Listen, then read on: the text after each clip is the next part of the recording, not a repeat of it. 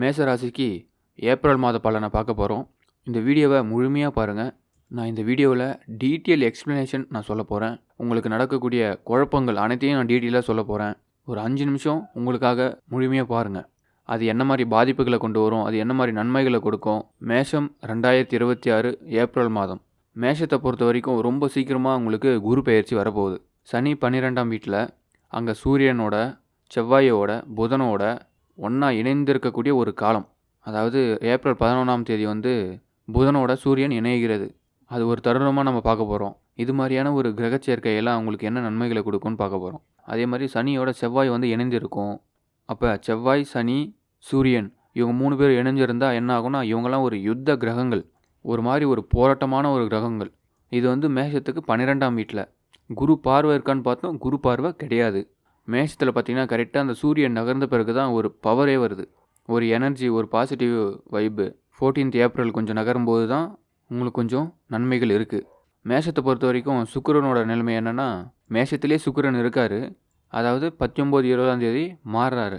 அப்போ 19, 20ஆம் தேதிலாம் சுக்கிரன் ரிஷப ராசிக்கு வந்துடுறாரு. பொருளாதாரம் பொறுத்த வரைக்கும் சுக்கிரன் பகவான் ஓகே. குருவோடைய பார்வையெல்லாம் அவங்க மேலே விழும். உங்களுக்கு நல்ல நன்மைகள் நடக்கக்கூடிய அதிக வாய்ப்புகள் இருக்குது.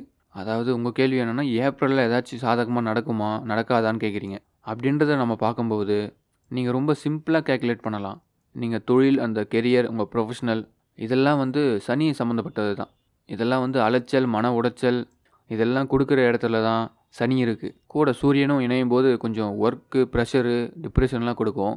அப்போ அதுவும் கூட புதனும் இணைய சொல்ல உங்களுடைய அறிவு, உங்களுடைய ஆற்றல், உங்களுடைய திறமை, உங்களுடைய உழைப்பு இதெல்லாம் அதிகமாக போடக்கூடிய ஒரு சூழ்நிலை உருவாகும். அது மட்டும் இல்லாமல் செவ்வாய் மைண்டு, டென்ஷனு, ப்ரெஷரு இதெல்லாம் ஒரு மாதிரி தான் உங்களை பண்ணிகிட்ருக்கோம். அப்போ 2026 ஏப்ரல் மாதம் பொறுத்த வரைக்கும் ஏதாச்சும் ஒரு ஸ்ட்ராங்கான டிசிஷன் எடுக்கலாமா, உங்கள் லைஃப்பை பற்றி, உங்கள் குடும்பத்தை பற்றி இதெல்லாம் எடுக்கலாம்னு பார்த்தீங்கன்னா கொஞ்சம் பொறுமையாக இருந்தால் நல்லது. டென்ஷன் வரும், வேலை வாய்ப்புகள் இருக்குமா இல்லையான்னு ஒரு அவநம்பிக்கைகள்லாம் வரும், ஒர்க்லோடு அதிகமாகும், ஏதாச்சும் ஒரு வகையில் உங்களுக்கு ப்ரெஷர் இருக்கும். அதெல்லாம் எதிர்கொண்டு தான் ஆகணும். உங்களை கொஞ்சம் தயார்படுத்திக்கங்க. ஆறுதலான இன்னொரு விஷயம் என்னென்னா, சூரியன் மேஷத்துக்கு வரப்போகுதுன்னா 14th ஏப்ரலுக்கு தமிழ் புத்தாண்டில் வராரு மேசராசிக்கு. அவர் வந்த பிறகு உங்களுக்கு நல்ல ஒரு பாசிட்டிவிட்டி கிடைக்கும், ஒரு எனர்ஜி ஃபீல் பண்ணுவீங்க. சுக்கிரனுக்கு வழியில் பார்த்திங்கன்னா உங்களுக்கு நல்லாவே இருக்குது. எப்படியும் பொருளாதார வரத்துக்கான வாய்ப்புகள் சுக்கிரன் கொடுத்துருவார். இது மேஷத்துக்கு ஃபேவராகவே இருக்குது. நான் என்ன சொல்கிறேன்னா, பெரிய மாற்றம், பெரிய எதிர்பார்ப்பு வைக்க வேண்டாம். ஏன்னா ஒரு பெரிய எதிர்பார்ப்பு வச்சு ஏமாறதை விட ஒரு நம்பிக்கையோடு இருந்தாவே போதும். அது மட்டும் இல்லை, குடும்ப வாழ்க்கை எப்படி இருக்குன்னா, சுக்கிரன்லாம் எதுவும் இப்போதைக்கு தொந்தரவு பண்ணலை. இப்போதைக்கு இந்த மாதம் முதல் வீட்டில் இருந்து 2வது வீட்டுக்கு அடுத்த மாதம் ஷிஃப்ட் ஆகும். பெரிய அளவுக்கு பாதிப்புலாம் ஒன்றும் இல்லை. அப்போ ஃபேமிலி, இந்த குடும்பம், இந்த குடும்ப வாழ்க்கை, இந்த கலஸ்தரம், இந்த ரிலேஷன்ஷிப், இந்த லவ் இதெல்லாம் அப்படியே ஒரு பாட்டம் அழகாக போகும். எங்கே பிரச்சனை வரும் அப்படின்னா, எங்கே ஒரு மேரேஜ் அரேஞ்ச் பண்ணணும்னு நினைக்கிறீங்க, அதுக்கு ஒரு நேரம், தேதியை ஃபிக்ஸ் பண்ணணும்னு நினைக்கிறீங்க, அது நல்லபடியாக அது நடக்கணும், அந்த மாதிரி விஷயங்களில் இதெல்லாம் நடந்துரும்னு ஒரு கமிட்மெண்ட் கொடுக்க முடியல. எல்லாம் நடக்கிற மாதிரி இருக்கும். அது ஏதாச்சும் ஒரு தடங்கல், யார் மூலியமாவது ஒரு தடங்கல். கொஞ்சம் நிறுத்தி நிதானமாக ஒரு பிளான் பண்ணி செய்யுங்க. அவசரத்தில் முடிவெடுக்க வேண்டாம். ஏன்னா மேஷத்துக்கு 7.5 சனி போகுது. அவசரத்தில் மட்டும் ஒரு முடிவெடுக்க வேணாம். அதுக்கப்புறம் மாணவர்கள், இந்த எக்ஸாம்லாம் போயிட்டுருக்கு, எக்ஸாம் ரிசல்ட் எப்படி வரும், காலேஜ் எப்படி நம்ம ஜாயின் பண்ணலாம், எந்த யூனிவர்சிட்டி போகலாம், இந்த மாதிரி நிறைய ஒரு எண்ணங்கள்லாம் இருக்கும். என்னை பொறுத்த வரைக்கும் புதன் உங்களுக்கு சூரியனோட கன்ஜெக்ஷன் ஆவார். திரும்ப ஏப்ரல் மாத கடைசியில் 28க்கு வராரு. மாணவர்களுக்கு நான் கொடுக்கக்கூடிய பெஸ்ட் அட்வைஸு, நீங்கள் ஏதாச்சும் ஒரு விஷயம் கற்றுக்குறீங்க, ப்ராக்டிஸ் பண்ணுறீங்க, ஒரு எக்ஸாமுக்கு படிக்கிறீங்க, இது ஒரு சோதனையான காலம். சோதனையான காலத்தில் ஜெயிக்க முடியாதுன்னு கிடையாது. ஒரு நல்ல காலம் அப்படின்னா நமக்கு இடையூறு இல்லைன்னு அர்த்தம். இப்போ நமக்கு சோதனையான காலம் அப்படின்னா கடவுள் உங்களை டெஸ்ட் பண்ணுறாருன்னு அர்த்தம். ஒரு சோதனையை கடக்கிற மாணவன் யார்? அந்த சோதனையை முதல்ல புரிஞ்சுக்குவாங்க. அதுக்கு ஓவராக ரியாக்ட் பண்ண மாட்டாங்க. அது எப்படி கையாளுறது, அதை பொறுமையாக கையாளும் போது வெற்றிகள் இன்னும் அதிகரிக்கும். பிரார்த்தனையோட, பயிற்சியோட, அது முயற்சியோடு இருக்கும்போது வெற்றி உங்கள் பக்கம் வரும். இதான் நான் உங்களுக்கு சொல்கிறேன். அப்போ ஏப்ரலில் உங்களுக்கு கடவுள் சோதனை காத்துட்ருக்கு. அது கரெக்டாக நீங்கள் புரிஞ்சுக்கிட்டு ஒரு ஸ்டெப்பாக எடுத்துகிட்டு போங்க. அடுத்து பெண்கள், மேஷ ராசியில் இருக்கக்கூடிய பெண்கள். மேஷத்தை பொறுத்த வரைக்கும் இப்போ கரெக்டாக அந்த 7.5 சனி நடந்துகிட்ருக்கு. பெண்கள், இல்லத்தரசிகள்லாம் நிறைய பேருக்கு நிறைய மன அழுத்தம் இதெல்லாம் வந்துட்டு தான் இருக்குது. பிளான் எப்படி போகுதுன்னே யாருக்குமே புரியாது. இங்கே இருப்போமா, வேறு ஊருக்கு போவோமா, ஷிஃப்ட் ஆகுமா, ஆக மாட்டோமா, வேலையை சேஞ்ச் பண்ணலாமா, இந்த மாதிரி நிறைய குழப்பமான ஒரு முடிவுகள் வந்துக்கிட்டே இருக்கும். இந்த மாதிரி நிறைய ஒரு மனநிலை குழப்பம் வந்துக்கிட்டே இருக்கும். இதே வந்து ஒரு மன அழுத்தத்தையும் ஸ்ட்ரெஸ்ஸையும் கொடுக்கும். அதே மாதிரி குடும்பத்தில் இருந்த சப்போர்ட்டும் குறையும் உங்களுக்கு. அவங்களும் பெருசாக ஒத்துழைக்க மாட்டாங்க. இது மாதிரி ஒரு நெருக்கடியான ஒரு நேரம். பெரிய மூவ் எதுவும் எடுக்காதீங்க.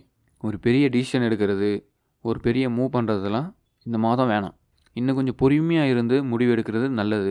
குறைஞ்சபட்சம் குருலாம் மாறட்டும். குரு மாறாமல் அவசரப்பட்டு எந்த முடிவுலையும் இறங்க வேண்டாம்ன்றது என்னோடய கருத்து.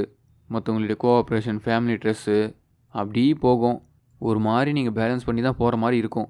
இது எல்லாமே சூப்பராக இருக்குது. மேசராசிக்கு சுக்கிரன் வந்து 2ஆம் வீட்டில் பணம் வரவில்லை, பரவாயில்ல. தேவை என்ன இருக்கோ அந்த தேவைக்கு பணம் வருது.